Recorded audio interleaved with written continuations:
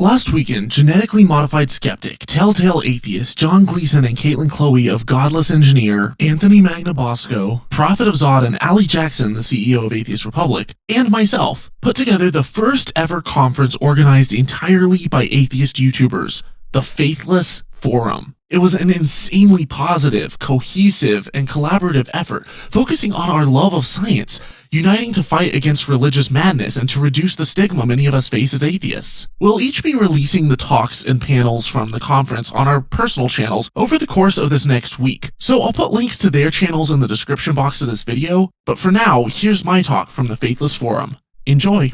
I don't have any slides, but I've been told that I'm quite animated.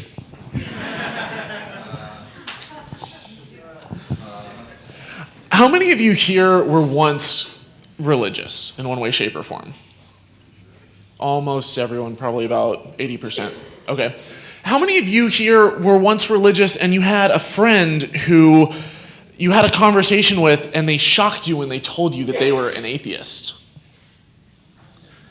And how many of you, after having that conversation, it normalized it just a little bit for you, enough to kind of rethink atheism as they're not monsters. It kind of destigmatized it just a little bit. Quite a few people. To me, one of my best friends, I had kind of flip-flopped a little bit back and forth between, biblical literalism and, well, maybe there's a God, but it's a deistic God. I'm kind of agnostic, but I don't know what that word means, but I can't do that because there's hell. And then my best friend came out to me as agnostic while we were taking a car ride up to Dallas. And my instant reaction was, no, you can't not believe in God. I have to reconvert you. I have to save your soul. Only to realize that he hadn't changed at all. And that it was me that was going through this shift where something that was so stigmatized and so crazy and so utterly nonsensical, suddenly I started to re-examine the entire world through a whole new lens. I think that we're surrounded by people who have not gone through that shift. This shift, it's called the Overton window of what is acceptable to talk about, what is outrageous and just makes people go nuts. And I think we've gone through a couple of shifts already. We had one shift where just the very existence of atheism in America was sensational. It was shocking. You'd see a billboard, you'd hear about an organization or something, and it just would send shockwaves through the media. We've shifted to the point now where people kind of get it. They realize that we exist, they realize that we're here, but it's a little bit shocking to realize that now the second shift. I have friends who are atheists. They're all around me. They're my coworkers, they're my neighbors, they're even my own family members, and oftentimes we don't even realize how many of them exist. And so if we can come out to those of our family members or our friends as atheists, normalize it a little bit, then it makes it easier for the rest of us. But I realize that not every one of us can do that. David Silverman of American Atheist is always talking about how everyone needs to come out and use the atheist word, and we need to be loud and vocal and proud about it and stuff. But some of us risk losing our jobs, our relationships, getting kicked out of the home, losing our spouses, losing our kids even. And I want to encourage you guys as a YouTuber, as a content creator, that while we may not be able to come out like Drew, who's a content creator, an atheist activist in the closet, while we may not be able to come out, our avatars certainly can. And there isn't a single person among you here today who cannot, in one way, shape, or form, either write a blog post or put out a podcast or put out a YouTube video with an avatar or something that pushes a little bit back on this, against this stigma that normalizes things just a little bit.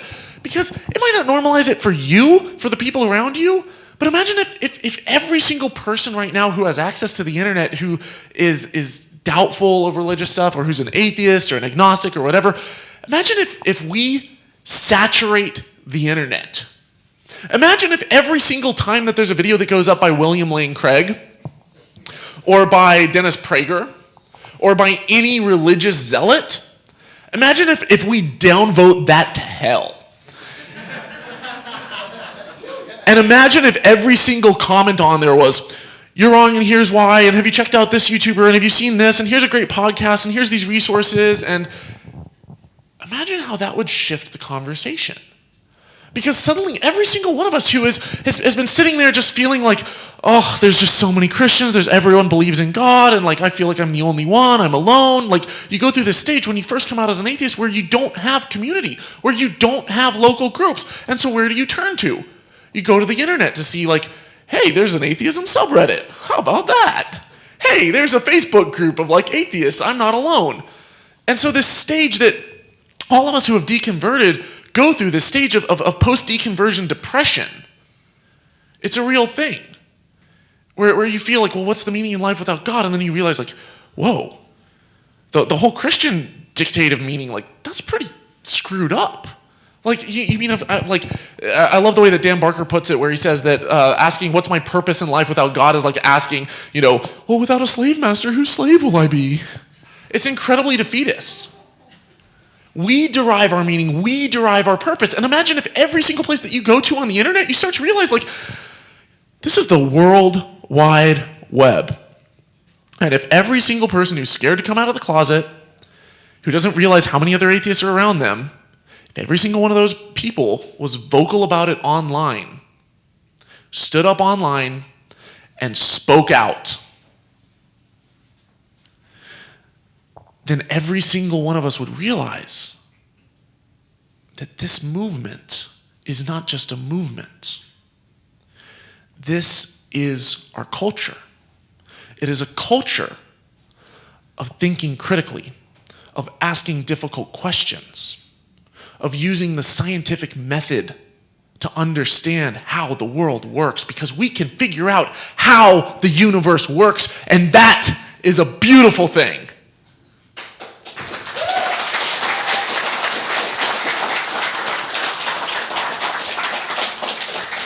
People have this notion that there are these ancients, the wise ancients, ancient Eastern knowledge. Those are the wise gurus. What makes them ancient when our civilization's been around longer? What makes them ancient when they died way back when and we're still around? We're standing on the shoulders of giants. They weren't giants. They're down here, they're standing on other people's shoulders, and then we're standing on those, and it's more like one of those circus things, where you got a bunch of people on top of each other's shoulders, and it kind of stacks up. There are people who are brilliant. There were the Isaac Newtons of the world. Gives us calculus. There's the Galileos of the world. But we come along and we learn from that, and we, even though, it's like they say that we're standing on the shoulders of giants, but we're still able to see further than them because we're up higher, we got a better vantage point. So then you want to tell me that there's people who, just had some divine revelation?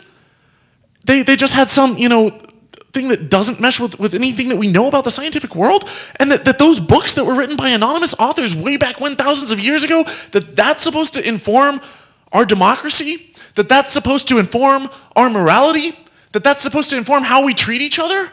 Hell no! And I think it's time for us to speak up about that. I think it's time for us to say, this is what we know about the universe, these are the gaps, and we're gonna figure them out, and we're gonna do it together. And so I say, every single one of you here who maybe doesn't know exactly how you can get involved, ask us. There's a place in this movement for you. Here's a few ideas. Okay, I mentioned podcast, I mentioned blog, I mentioned YouTube channel. Writing books is good. What about starting a Facebook group, starting a Facebook page, joining groups, creating memes, sharing information? Meme warfare, that's a crazy word. It is kind of like a war of ideas, but I'd rather have a war of ideas than nuclear Armageddon, which some people seem to have wet dreams over. So you've got that. Then what about, you can financially support content creators. Help them out, pledge to their patrons. I know Drew really wants to go full-time. I would love to see you go full-time and put out more videos. Let's make it happen. Okay, what about, got blogs? How many of you are writers? Got a bunch of writers. What about hosting conferences like this one? Where's Phil at? Over there in the back? Yo. If it wasn't for Phil, I don't know that we would have been able to put this on. Maybe not in the short amount of time you guys are trying to do it. But you would have done it. What about What about just the day-to-day activism, where every single person that you come into contact with, you are an ambassador for secularism? You know, you are either going to leave a bad taste in their mouth, or you're going to get them asking questions and being more open and more curious. I want to see a positive movement spring up. I want to see a movement where, you know, we're like, hey, let's go on down and like hang out with the atheist group and stuff, and we'll learn about science and drink microbrews and have a good time. Like, yeah, that's the type of community that I want to foster. And if you're able to start something like that, if you're able to start, you know, a Sunday assembly or an Oasis group or a Skeptics in the Pub or a local meetup, and you're able to foster that kind of environment, we're so afraid of organization. We're so afraid because like churches have been, they've been stealing that and hijacking it and destroying it. They've taken something good, which is, you know, community, and they'll use it for cult-like manipulation tactics and gaining power and stuff. And I'm not saying that there aren't religions that do great things. There's a lot of great things that are done in the name of religion, but like Christopher Hitchens says, name me one good thing that's done by religions or in the name of religions that cannot also be done just as good, if not better, by a secular one without being coupled with the dogma. Form groups, form community, engage with people one-on-one. Talk to your parents, your siblings, your spouses, whoever. Not spouses. Most of us don't have more than one.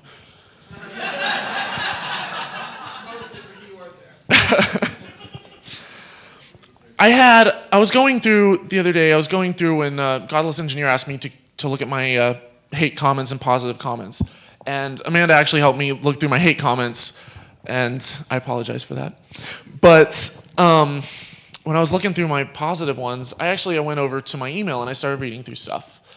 And I started realizing just how many people's lives we're able to touch. And I almost didn't want to like bring this up because I don't like to just I don't want it to sound like bragging. But I at the same time I feel obligated to, because I think that you guys need to realize how much of an impact all of you can make. So Drew said that I helped him to become an activist, to get involved by watching my work. There's a content creator here. Where's Chris at? Right there. I got an email from him on Facebook saying that I got him to encourage him to come out of the atheist closet. He just started a channel 3 months ago. He's reached over 7,000 views of people who are now starting to ask questions and think critically. These are ripples. These are dominoes. That I say that we domino our way to a better world. That each one of these little bumps, these little pushes, these little nudges, that we leave a lasting positive impact. That we make the entire community better, the entire world better. And you can call me a delusional millennial with this grand view of how society can become all day long, and I'll take it. But it's usually the crazy people who wind up actually changing the world. The people who are crazy enough to bite off something bigger than they can chew, that say, you know what, we can do this. And I think that we can. I think all of us can. I look forward to seeing the change. I look forward to seeing you guys come back here next year. Some of you with your channels and your podcasts and your blogs and stuff, and be like, you know what? I'm small, but I got an email from someone a couple months ago that I was trying to find, and I couldn't find it on I was looking through my emails, but it was a guy who told me that he was dealing with post-deconversion depression, and he was suicidal. And then he saw one of my videos and he realized he wasn't alone. He realized that there was a community of people who also didn't buy into the BS, who also had gone through what he went through, who were also searching for ways that they can find meaning that they derive themselves. He realized he didn't have to get it from a holy book. And he said that he was sitting there and he had his gun loaded, and he stopped. He was watching the videos and he's like, you know what, like, I can wait. I can figure this out. I don't know where the story, that was months ago, but I want to stress, I want to emphasize that we all have a role to play. I was a missionary kid. Any missionary kids in here? Or any missionaries, former missionaries? Got a couple. You know how intense it can be, how literal it can be. And my first reaction when I came out as an atheist is, I'm the only one. There's all my friends, all my fellow MKs, as we call them. They're probably fundamentalists. They're probably literalists. They're probably missionaries now. And then I got a message from one of them who said that he was agnostic. I was like, that's interesting.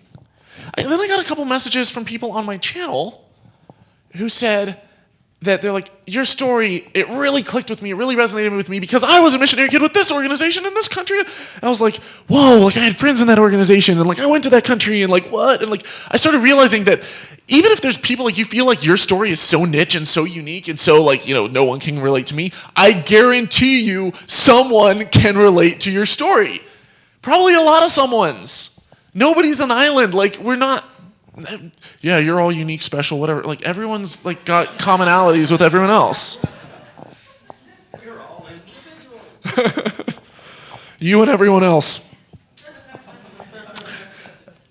We share so much in common.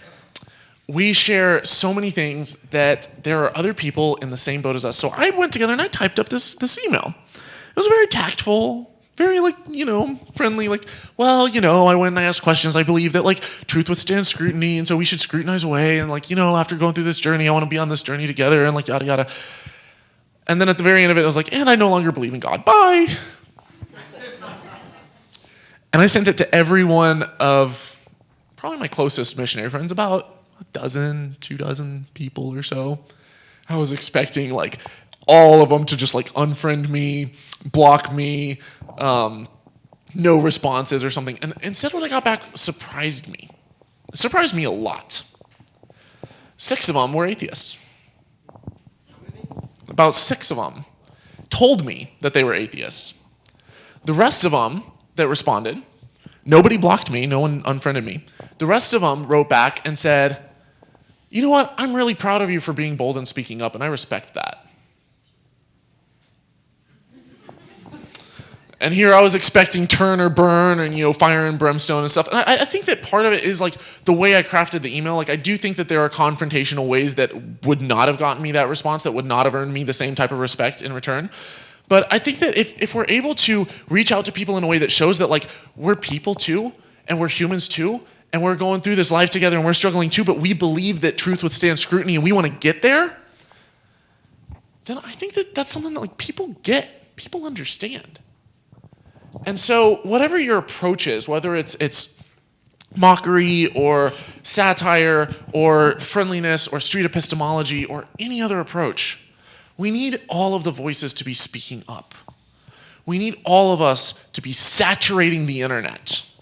And not just the internet, the coffee shops, the mechanic shop, the church. If you still go to church or you have a spouse or someone that takes you to church or your kids or something and you're there, yeah, why not? Why not drop those little nuggets of doubt on people? It sounds kind of dirty.